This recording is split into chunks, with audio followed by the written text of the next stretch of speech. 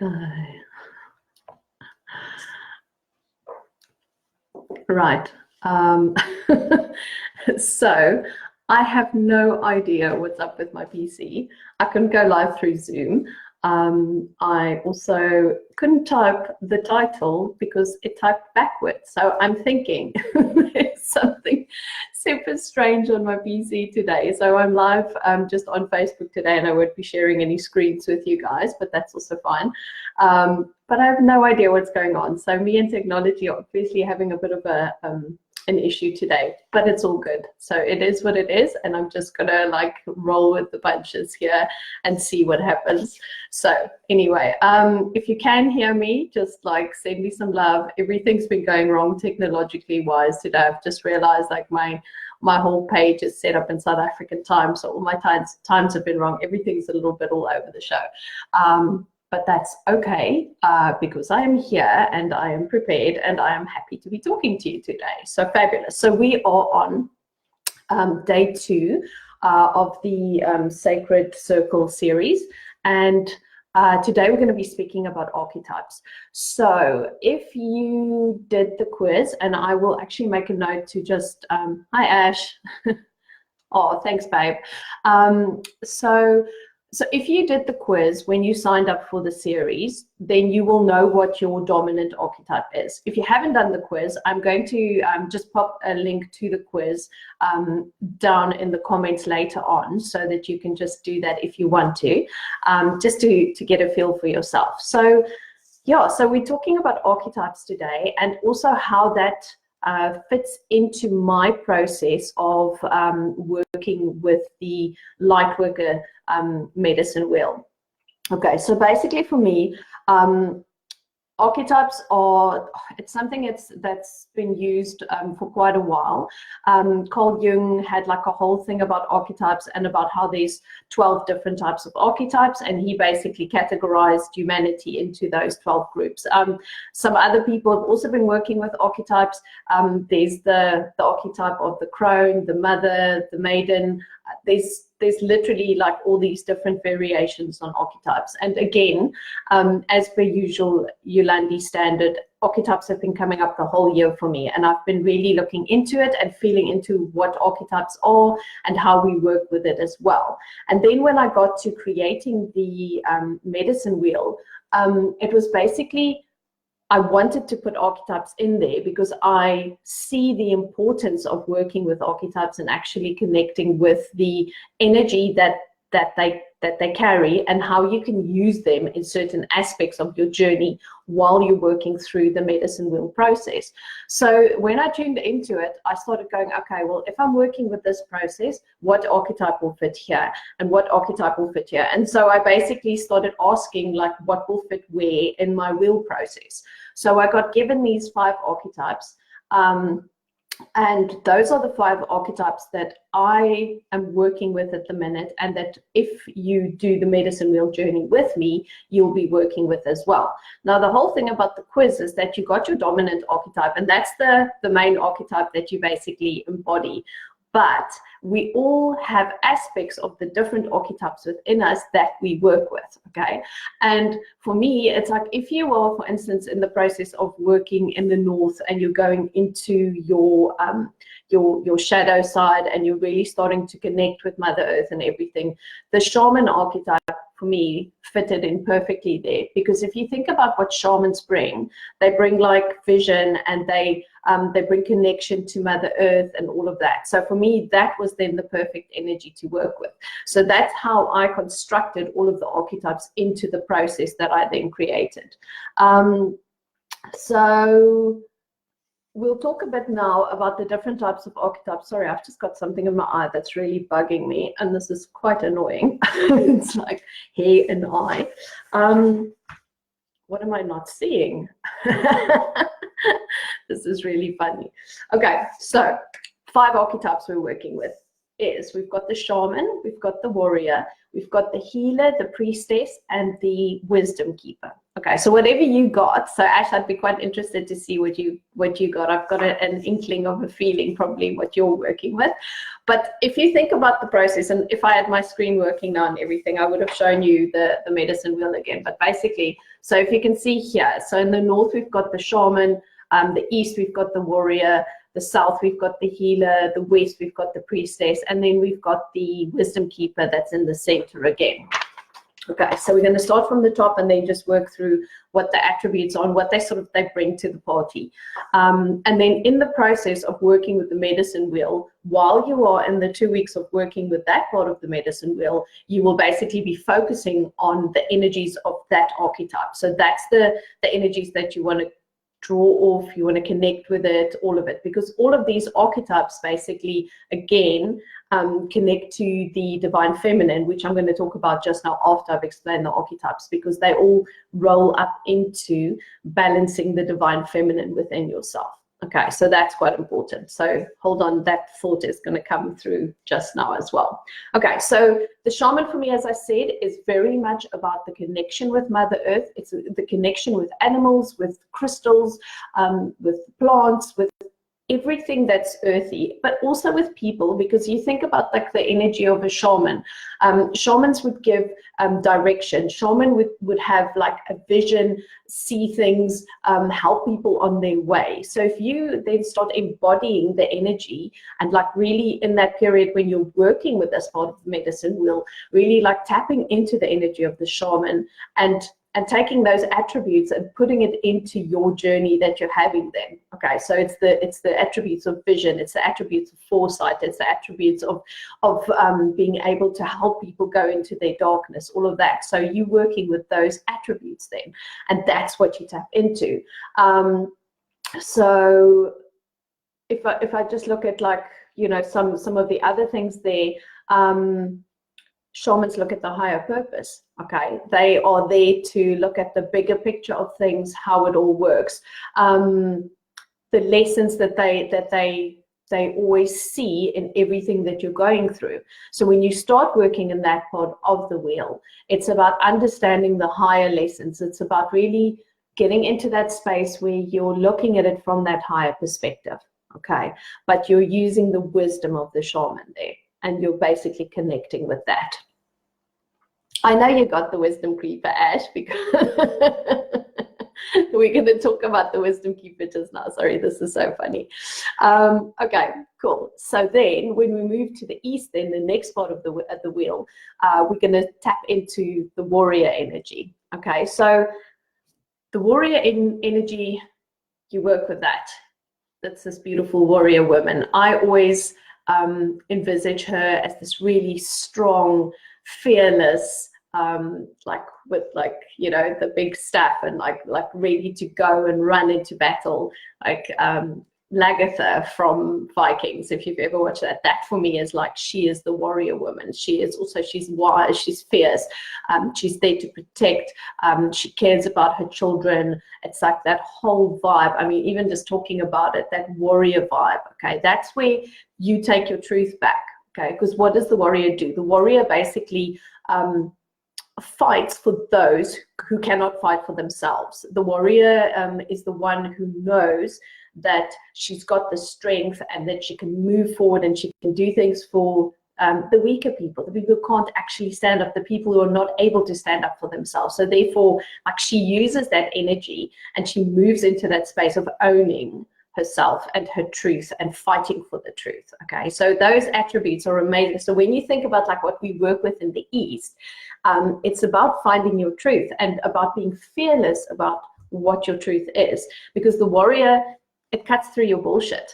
Okay, so if you're thinking about like, oh, this is my truth, but your truth is marred in the expectation of society, the expectation of your family, your beliefs that you hold, all those type of things, but it's not your real truth and it's not 100% clear, what does she do? She cuts through that. She's like, no, look at the truth, see this. Okay, it's fighting for who you really are on a soul level. So working with the energy of that is absolutely beautiful. And it's also the shadow side, because we look at the good side, good and bad. No, we look at the shadow side and the light side, okay? Because there's no good, there's no bad. It is what it is. So when we look at the shadow side of the warrior, it's about not being in compassion. It's about being too much in that masculine energy as well, where you are working with like too much aggression. This is my way or the highway. It needs to be done like that, okay? So you're needing to there again look at those aspects within yourself, where you're also sometimes too rigid in your beliefs, where you don't have compassion for how other people are behaving, what they're feeling, all that type of stuff. So for me, this is the fun part of working with archetypes, because when you look at the dark and the light of it, the balanced and the unbalanced, you get in there and you start seeing these aspects of yourself. And then it's like, okay, am I loving those parts of myself? How am I treating those parts of myself? Why do I have these parts of myself? And what does it show me about who I am again? Okay, because remember, this whole process of working with this medicine wheel is about uncovering these layers of yourself that you've previously been too scared to go into, and the stuff that you try and reject about yourself, and the stuff that you don't like about yourself, and the stuff that you don't love about yourself. And what shadow work teaches us, and what this whole process of the medicine wheel teaches us, is that we are there to really step into the light and the dark, and to own both. Because this whole bullshit about everything's love and light and candy and unicorns and stuff, it's not the truth, because now we're constantly living in shame about the darkness, you know, the stuff that, you know, that I'm not, those things that I'm not supposed to be doing, okay? And the whole point of being a human is that we all have dark and light. You think about, like, when everything was created, there was darkness, there was light. It's duality. It's the both sides of the coin. That's what we're needing to focus on, and that's what the archetypes teach us. So I love that. So for me, it's like super exciting working with that as part of the whole medicine wheel. Then when we move to the south, where we're going back into that more gentle energy and the more feminine energy, because we're now in that space of like going into flow, we're working with the energy of water, and then we have the energy of the healer. So the healer is about helping people.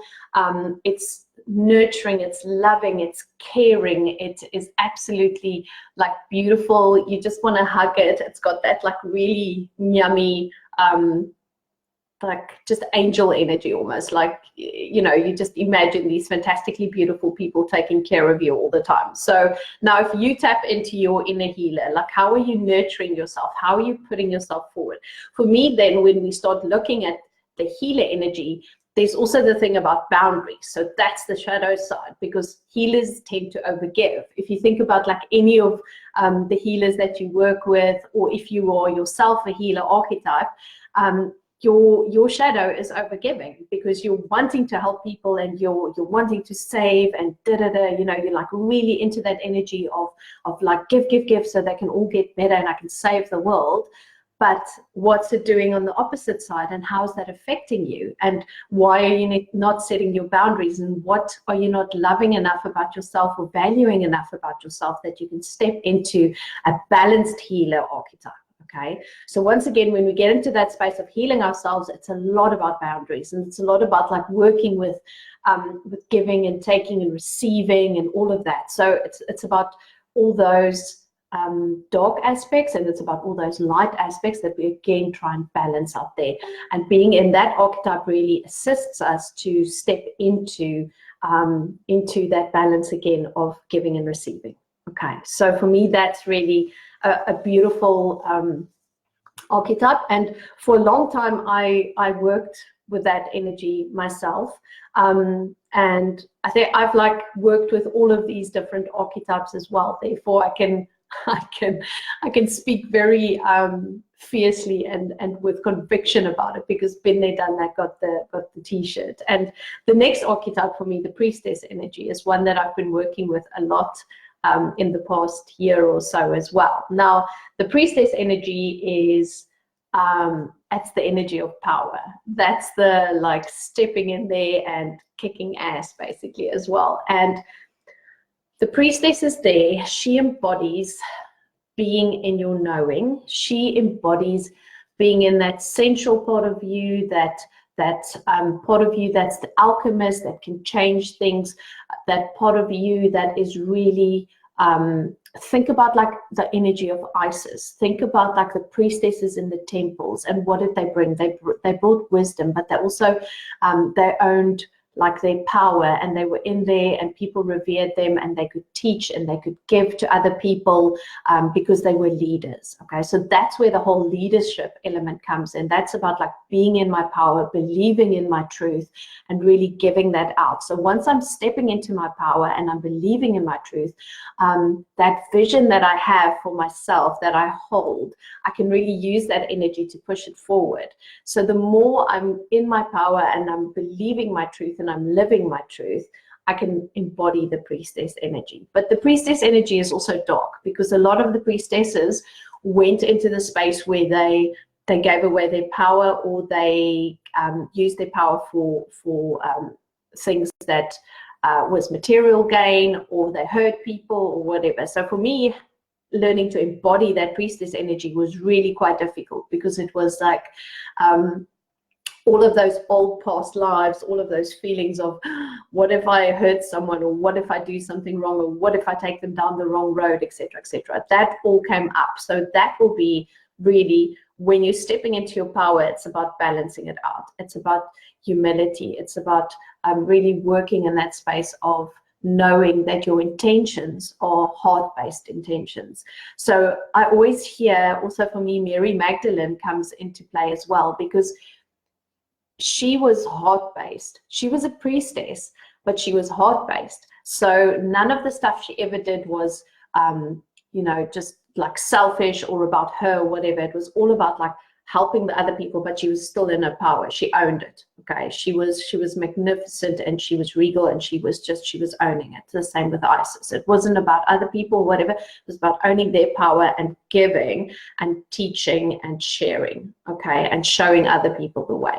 So that for me is really cool when we're working with the priestess energy there. Then when we move through there, we go into the center of the circle. Okay, so you've done this whole journey, you've gone through like my vision, I've like done the healing, I've found my truth, I've stepped into my power, awesome, and now I get into the center, and this is where I start working with the wisdom keeper.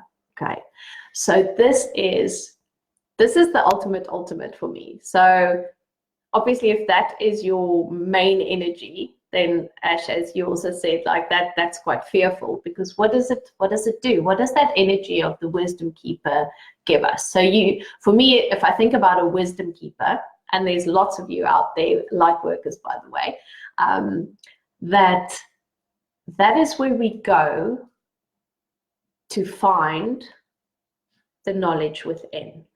That is where we go when the energy that you're working with is the energy of true expansion and the energy of connectedness to everything, because all of the wisdom is within, and the wisdom keeper teaches us to go within. So it teaches us to go and delve in ourselves to find the wisdom that we can share with the rest of the world. Okay, because the wisdom keeper is all about sharing. It's all about like going and finding those parts of myself and then giving it out to the world. So once I've gone through the process of working with all the different archetypes, and I understand how to use my power, how to use my truth, how to use my nurturing side, etc., I go in and I uncover my truth and I hand it over. I give it, I share it.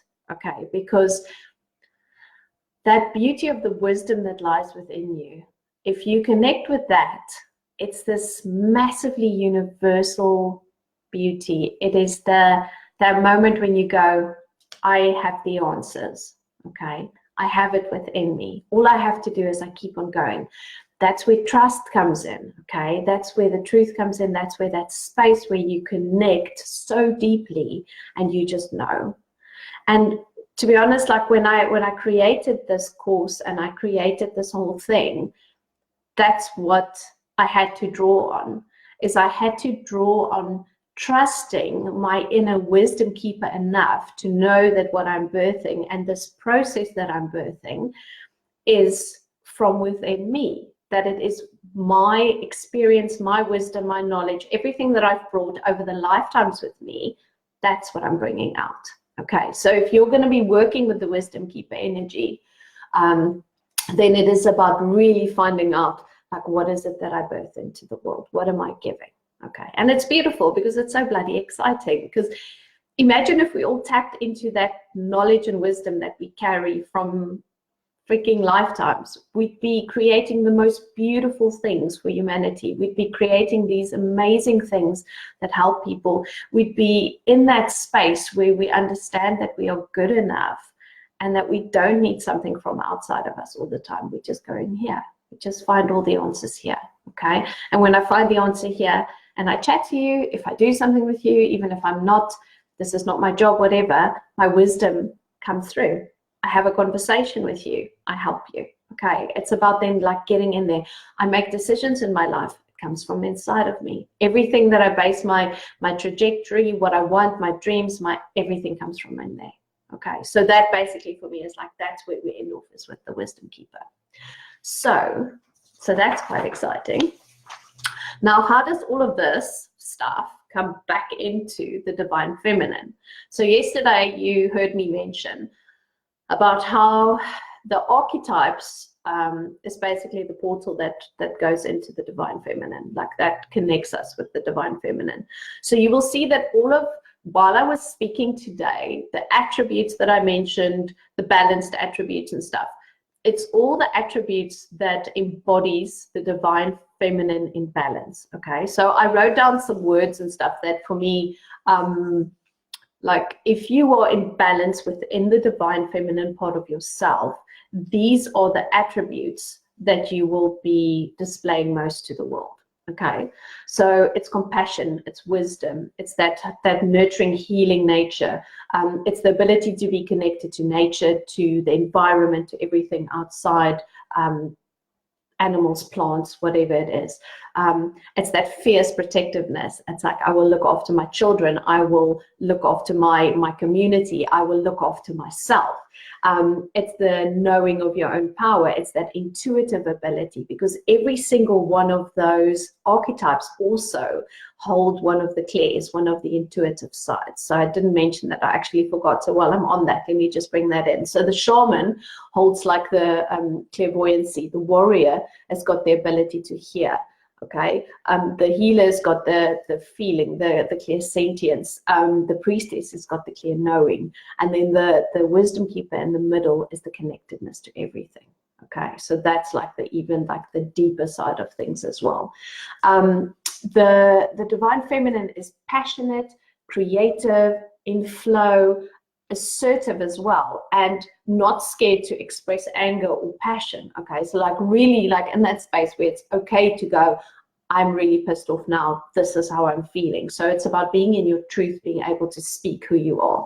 A seeker of the truth, really in that space of self-love as well. So it's like in that space of really wanting to nurture myself and make everything better for me as well. Okay, because what generally happens is when we're stepping into that divine feminine, we go into the unbalanced part of overgiving again. Okay, just like the healers and stuff, we go into that like that. But when I'm in this space of nurturing myself, loving myself, doing things that lights me up, the better I am prepared to be able to light everyone else up. Okay, so then it's about finding that balance again. And also the other thing about when you are in the beautiful side of the divine feminine, it's about the ability to ask for help. It's about the ability to receive support from other people, to go that it's okay that I don't have to walk this path alone, because the divine feminine is about community. She's about the connectedness of us working together, about me being able to reach out to you and say, can you help me? Can you hold my hand? Okay, so for me, that's like really important, really getting into that space of it's a community thing and that you are not alone. Because so often, again, as a light worker, you think you have to do everything. It's weakness to ask people for help. Vulnerability is your freaking birthright. It is the most powerful thing that you hold, is being able to say to someone, I'm struggling and I need help. And that for me is a beautiful embodiment of the divine feminine being in balance. Okay. Now, when we look at the unbalanced side of the divine feminine, so it's being needy, it's being codependent, overly sensitive, that victim mentality. This is happening to me. I'm not in control of anything. The depression that comes with that, like there's no lust for life, or I'm needing to, create and be out there. It's stagnant energy. A lot of self-doubt there, issues with self-esteem, okay, not feeling good enough, not feeling like I'm worthy. Also then getting into the darker things there, it's about bringing other people down and not being in that space of honoring the people around you, the other women, the other men around you, and what they are doing. It's manipulation, it's selfishness, it's taking all your insecurities and, playing with those, comparing yourself to other people, just constantly bringing yourself down because there's this whole comparison thing that you're doing. Controlling, really trying to control everything around you, keeping everything in perfect little boxes so that I don't have to go and show people how vulnerable I actually am. So the whole thing about not asking for help, trying to make sure everything is perfect, stressing myself, killing myself to hold all this shit together, basically. And then also that whole martyr mentality. So how poor me, everything is going wrong for me, my life is so hard. So it's about not stepping into your power. It's about basically giving up. So all of those attributes are also present in the archetypes and in the shadow side of the archetypes.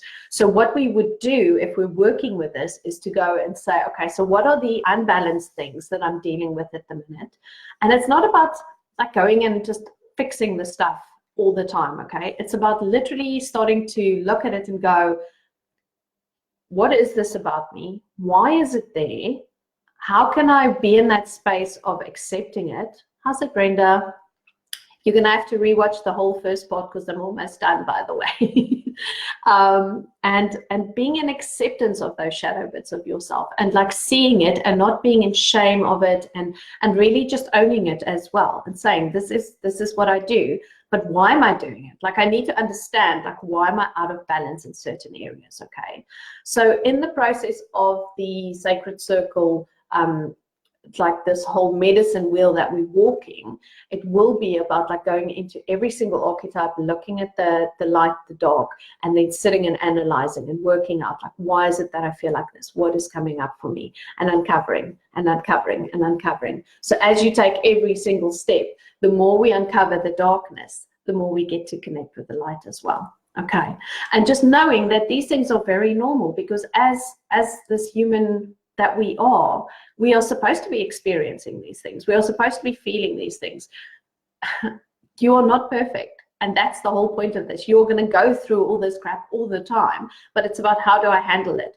Do I let my self-doubt cripple me and make me not create things and do things? Okay, because if I had to, when I was pulling up this list and drawing it out, I was sat there and I'm like, oh my God, but I've got this and this and this and this in the unbalanced section. Obviously, balanced section, I've got awesome stuff there as well. But in the unbalanced section, I had a lot of stuff come up there for me. And I thought to myself, you know what, this is cool because I can honor the fact that I am, say, for instance, the self-doubt. When I started this whole thing, I was totally in oh my God, but who am I to create something new, and who am I to want to bring something new into the world?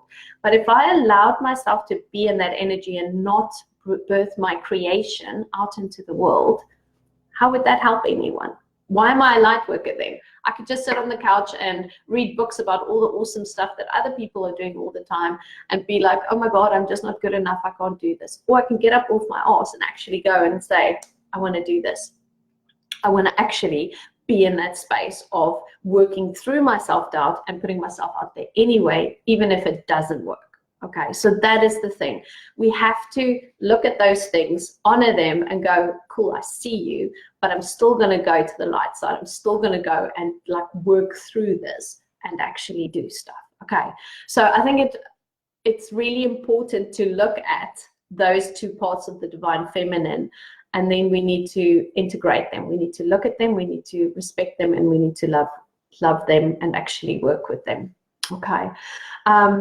so yeah, so for me, that was really the important thing, is that the archetypes hold so much information for your journey of self-discovery. So for me, those 5 ones that I worked with today and that I spoke about today, that is part of this whole the Sacred Circle course, and that is basically what we will delve into as we go through the course. Now, what I want to do today is your dominant archetype that you got in the quiz. That is quite important, okay? Because the dominant archetype also relates to your purpose, okay? It connects with the stuff that you are needing needing, like this is the stuff that just soul wants to express, okay? There's no need, because you could just like leave and not ever do anything, and that's also fine. I'll just be talking to you in the next lifetime again. But the thing is that your dominant archetype, the one that you got in the quiz, there's information in there, and there is a part of your soul that's wanting to express itself through that archetype, through those traits of that archetype, okay? So for instance, if you got the wisdom keeper is about the wisdom needing to be shared, going deep within, finding my own wisdom and sharing that out, okay? So if you then think about like my life here now, what am I doing to honor that archetype? What am I doing to actually connect with that part of the archetype within myself? And how am I taking that into the world and sharing that? And the one thing, it doesn't always have to be massive. I don't always have to be out there publishing books or doing whatever, but it is in my interaction with humanity. How am I bringing those gifts forward? If I am a recluse in my house, never speaking to anyone, never connecting, never doing anything, am I honoring the wisdom keeper within myself? If I'm sat on the couch feeling sorry for myself and not doing anything, am I honoring the wisdom keeper in myself?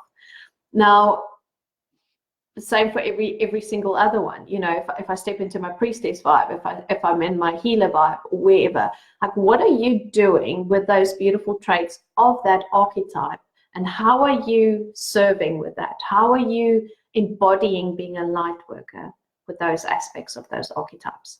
So that's what I need you to start thinking about, because that's really important. And if you hadn't done the quiz and you're on the call, and we're going into the meditation now, think about when I spoke about them, which one resonated most, and you went, oh, I'm that one, okay?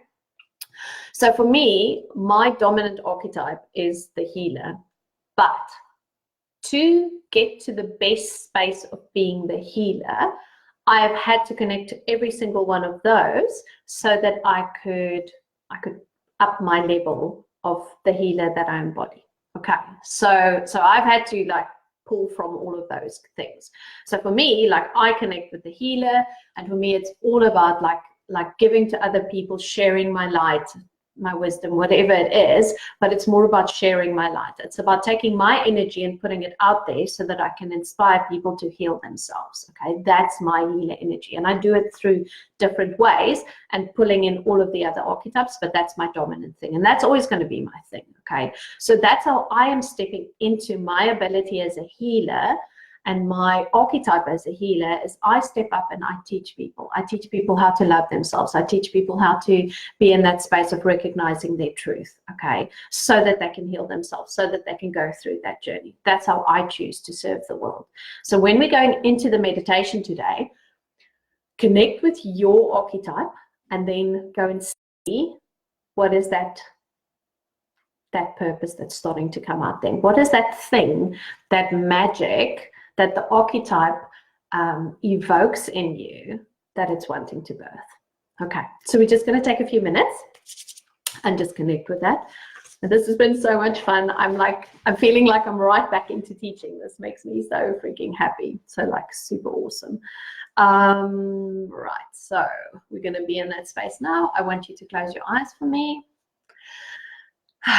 And I want to go back into the circle. I loved being in the circle yesterday. So in the theme of the beautiful sacred circle and the energy that we're working with, I'm going to ask you to go back into the circle for me today. So first thing we do is we're going to take a few breaths in and out. So We're going to do our 4-part breath again. So in, 2, 3, 4, hold, 2, 3, 4, and out, 2, 3, 4. And in, 2, 3, 4, hold, 2, 3, 4, and out, 2, 3, 4. And in, 2, 3, 4, hold, 2, 3, 4, and out, 2, 3, 4. And visualize yourself now sitting in the middle of your beautiful sacred circle, however it looks for you. If it's got stones around, if you're in a forest, if you're in the middle of the desert, wherever you may be, just visualize yourself now in your sacred circle, being in that beautiful calm energy for your wisdom spot. Keresi alara mashokoro sebati alara nakohiate. Enki alara masia vate ki alara shokoto yamatenka yala. And allowing yourself now to connect with your heart again, dropping into your heart space right in the center of your chest. And just being in that beautiful space, that energy.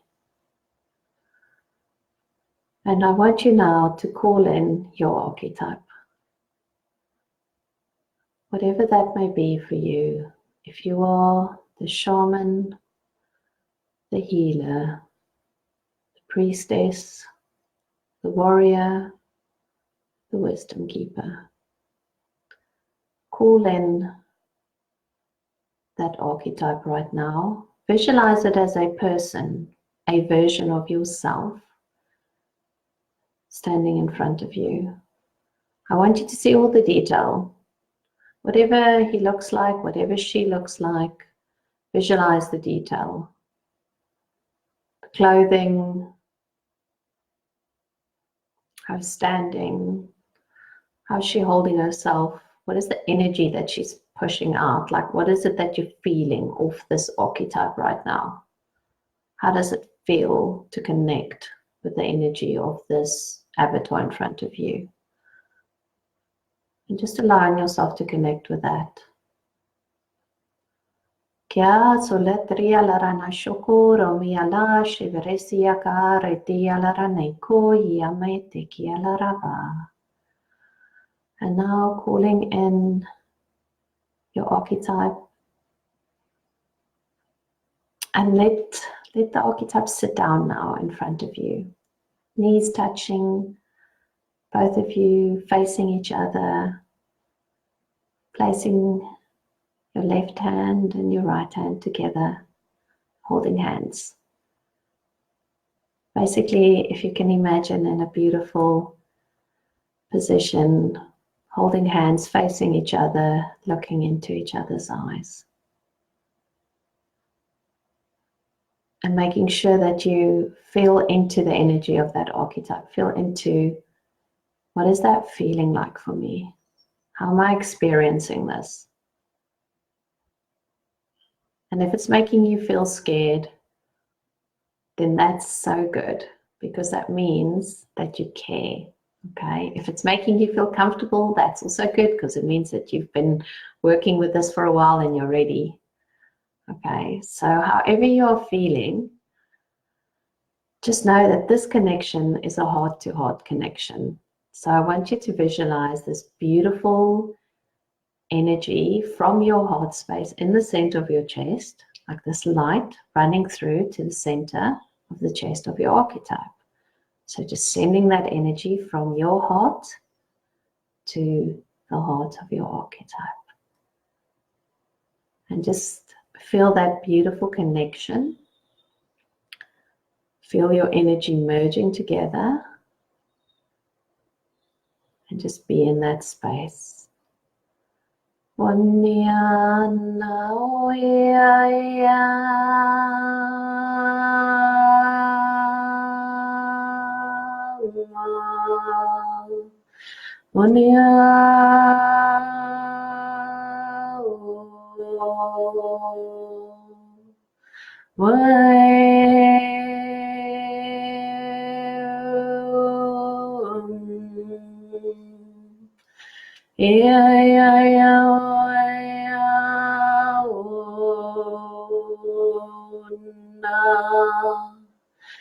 Etia kiala mo sakurasia va te anao. Inianao nao.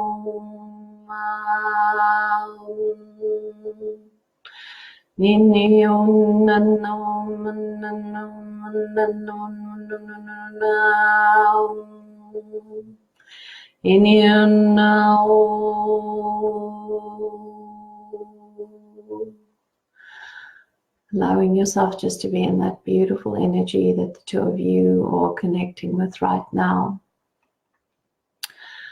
And just visualizing again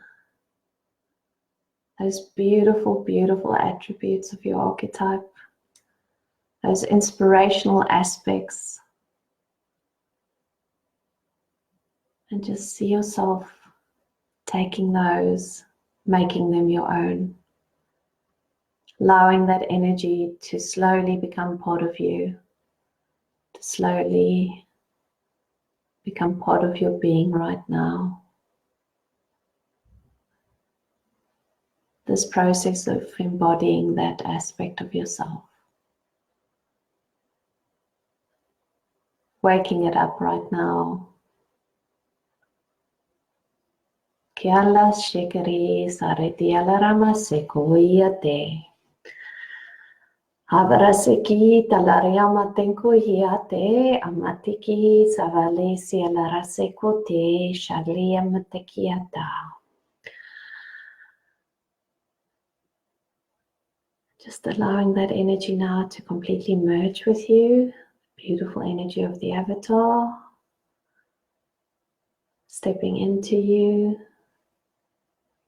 Totally connecting. Noni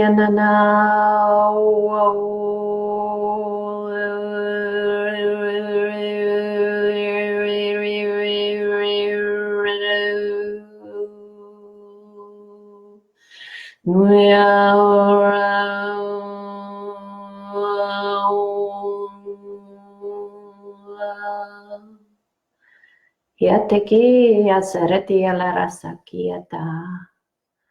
Ekiana seriama seguria vesialaretiki amasekuhi. Calling in the beautiful energies of the north, the south, the east, the west.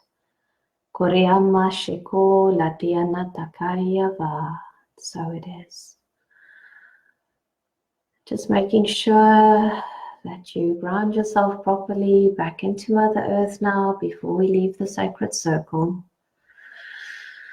Visualizing your energy going down so that you're beautifully grounded right now. Starting to just move your body to come back into your being, reconnecting with your physical body. Kesi lakiala ramase. And when you are ready, you can start opening up your eyes. Oh, okay, fabulous. Ooh, cool. Right, I see there's lots of messages there. I hope you guys are going to enjoy the replay tonight. I know it's difficult at work to do the meditations. It might be a little bit weird. So awesome. Great. Okay, so I think that's everything I wanted to talk about today. That was fantastic. I'm so energized now for the rest of my day. I really love that. Archetypes for me is so yummy. So yeah, and the course will be going into a lot more detail and really like working through this. But yeah, that's what I wanted to share with you guys, the awesomeness of the archetypes. So if you haven't done the quiz, then yeah, go and do it. But obviously, I think you will know, like you just know who you are. Now that you have an idea of what it's all about, you will know. So it's all good. Okay, fabulous. So tomorrow, I will be online at 11 UK time, which is 1 o'clock South African time, and Europe, I think it's, what is that? Also 12 o'clock. So we have an hour difference between us. So yeah, so I hope you can join me tomorrow. I will be emailing out the replays. If you have any friends, anyone that you think would benefit from this work, please do email them as well. So if you've signed up, you will get the replay from me. The replay will also be in all the other like on the site, and it will be on my page, on my tribe, everywhere. So yeah, so just make sure you see it. It's on YouTube as well, and just enjoy. And then yeah, so we'll connect tomorrow for the last day of my 3-day series. Awesome. Have a beautiful day, and I'm sending lots of love and blessings. Thank you.